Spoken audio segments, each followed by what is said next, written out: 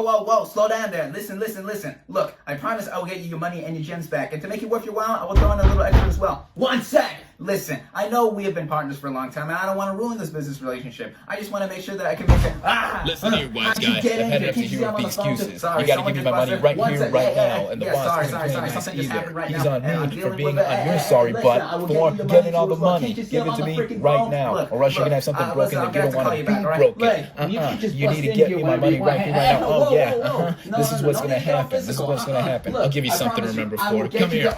Yeah, that's what you get, I want my money by 5 o'clock. You got till 5 o'clock today, man. You got till 5 o'clock. I'll be back to surely check on you in a bit.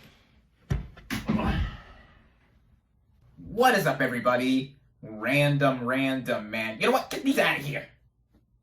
What is up, everybody? Random Man here, bringing you my final movie review for 2019, and it is for Uncut Gems. Now, the plot of this crime thriller basically follows Howard Ratner, played by Adam Sandler, a gambling addict in New York City's Diamond District who gets in over his head with loan sharks and must retrieve an expensive gem he's purchased in order to pay off his debts. Going into this movie, I was really interested in seeing it for its concept, its main star, and the directors at the helm.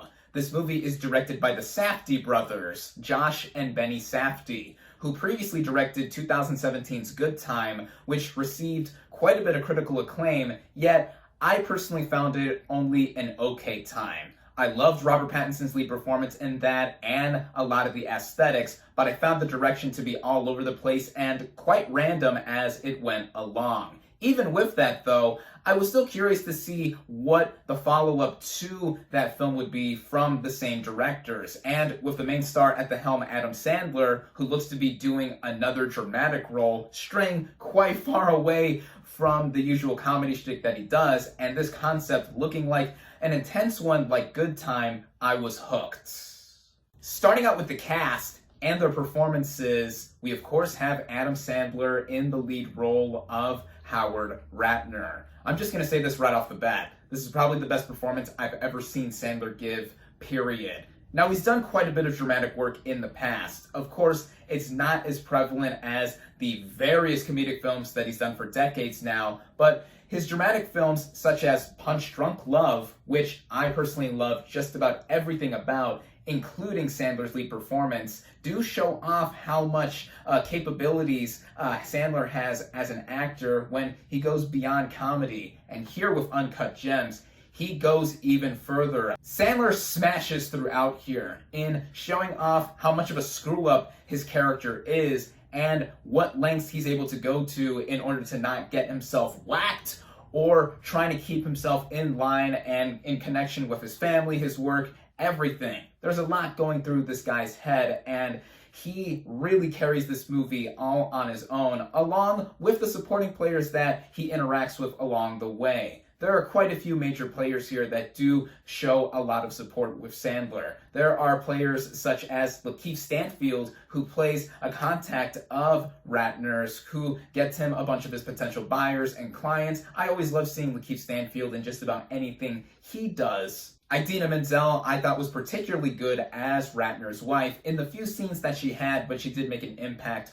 when she was on screen. Judd Hirsch even shows up here for a little bit, and it's always nice to see him as well. And then we have newcomer Julia Fox, who plays the girlfriend/mistress to Howard Ratner, and with her having this be her film debut, this is quite an impressive first movie to be doing, and her role shows that she has a lot of capability as well, and the chemistry she has between herself and Sandler is off the charts great. Also showing off their acting chops in this being their first film is Kevin Garnett. Yes, the former Boston Celtics NBA player who I thought was retired by now, but the movie makes it clear that it takes place in 2012. So that's when he was still active and playing, and he plays a fictionalized version of himself and a client of Ratner's. And I thought he was pretty outstanding too for what he had to do. So everyone in the cast here, no matter what role that they had, I thought were superb. But of course, the biggest shout out obviously has to go to Adam Sandler. The writing of this film, which was co-written by the Safdie brothers, did show off how, in concept, this movie is pretty similar to Good Time on paper. Both involve these really slimy, grimy main characters trying to attain their goal, but with obstacles in their way throughout the film's running time. Now, as I just mentioned, my main issue with Good Time was that it felt all over the place in terms of how its narrative was flowing, and it ultimately, to me, felt inconsequential in the end. I don't think that is the case with Uncut Gems here. There is a main goal at the end, like I said, with Sandler's character, Howard Ratner, and how he does have to pay off his debts, but there's a lot more going into it as well, specifically with how his psychological state is across the course of this narrative. And on that front, it did remind me a lot of Good Time for how erratic not just the main character's mental state is, but the way the movie is constructed throughout. But I'm not necessarily saying that's a bad thing at all. No, not in the slightest, as it did get me immersed into the film even more because it got me effectively into the main character's point of view. The movie even opens with a scene in Ethiopia that showed how this very expensive gem, specifically an opal, is able to be mined out and eventually shipped off to Ratner later on in the film. And it reminded me a bit of Nicolas Cage's film Lord of War, where it showed the process of making various weapons, bullets, and ammunition, what have you, and ending up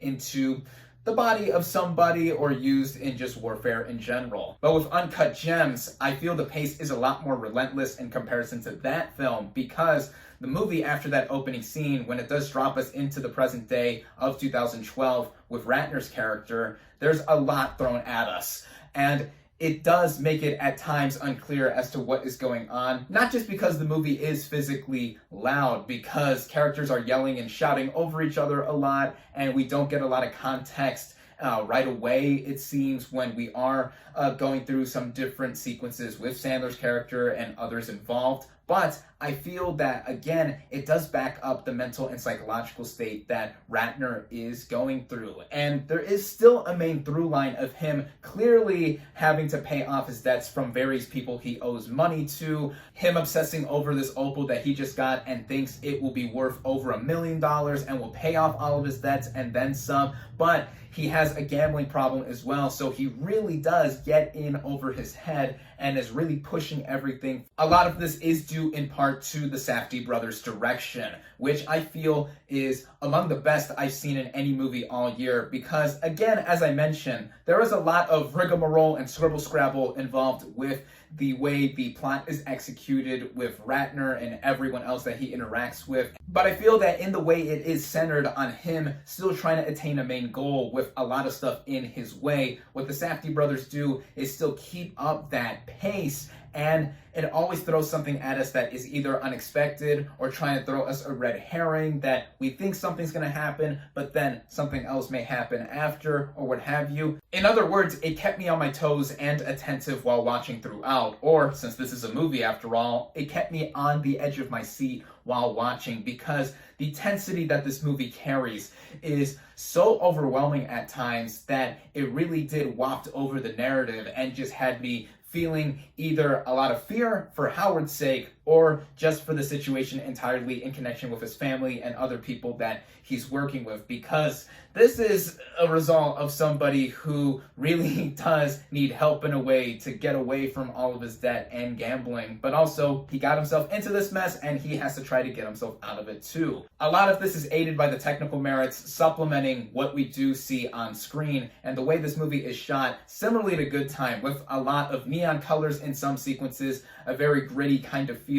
And there's also one instance, or a couple of instances actually, where the use of the visuals inside an opal gem are really feeling like we are out of this world in a cosmic kind of otherworldly universe, and it got across a lot of the main themes and the overall feel of this movie across its a little over 2-hour running time. I think this movie runs at about 2 hours and 15 minutes, and it never lets up until the very end. it's not just the camera work that got me suckered in. As I mentioned before, the movie is loud in its nature in the way the sound is mixed and edited together, because it does consist of a lot of people shouting and yelling and just going all over, and the score being mixed into everything as well. The same composer who did the music for Good Time returns here, and I think that it added for a lot of ambient atmosphere and also racking up the tension at times too, but never to the point of overwhelming. And the way it is all strung together with the editing, which was co-edited by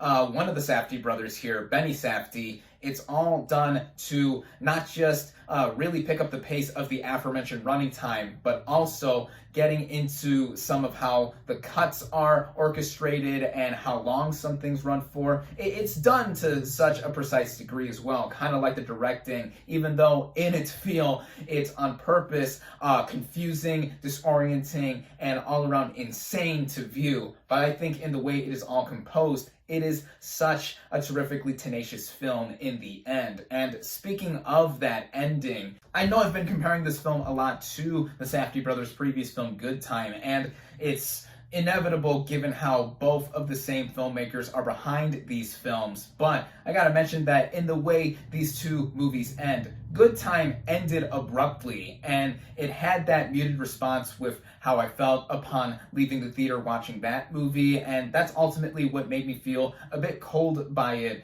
in the end. In Uncut Gems, without giving anything away, the movie ends in a similar fashion, but it's a lot more effective in my opinion because it doesn't just happen for the sake of happening out of nowhere. There's something here that parlays itself into the message of the movie and how it does feel consequential by the end of its running time. And the credits start rolling, and it just really floored me by the time it got to the finale. As for the way this movie grabbed onto me and never let me go until the ending, it's the intent from the Safdies that I thought was a lot more well played. And if I have to think of any flaws with this film, like I said, the movie just drops us into a lot of what is going on with Howard's life with not a lot of context either right away or it's left to be revealed later on. And there's some things that I know I missed the first time that I will surely pick up upon a rewatch.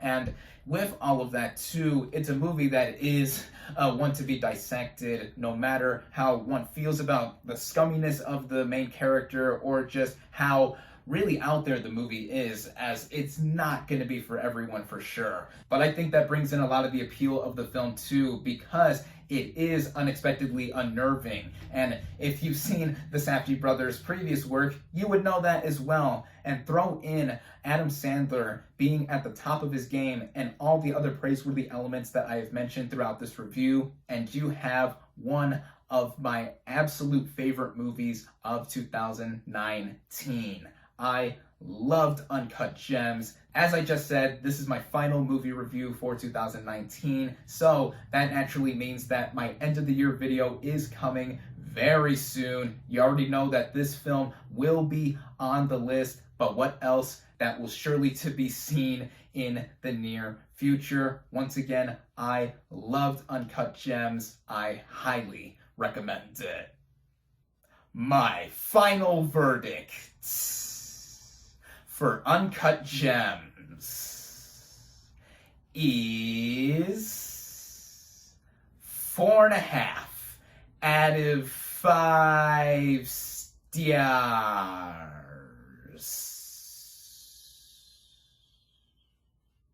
Thank you all, as always, for watching. Be sure to like this video, comment on what you thought of Uncut Gems. Social media links in the description. Subscribe to my channel for more, and I'll catch you on the next movie review.